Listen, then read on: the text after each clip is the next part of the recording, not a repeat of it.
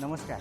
आज कोडोली ग्रामविकास सेवा सोसायटी सातारा जिल्हा मध्यवर्ती बँक ठराव संदर्भात मीटिंग आयोजित केली होती. या मीटिंगमध्ये आमच्या संचालक मंडळाने आपल्या संस्थेला जो आर्थिक भरीव निधी देईल त्या सभासदांना ठराव देण्याचा निर्णय घेतला.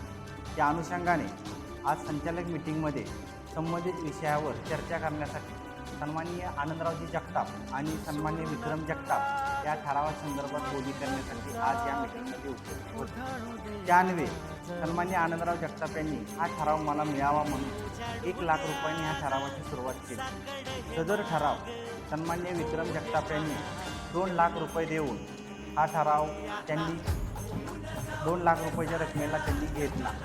आमच्या संचालक मंडळाने विक्रमसिंह संभाजीराव जगताप यांना हा ठराव अगदी बहुमताने देण्यास मान्य केलं.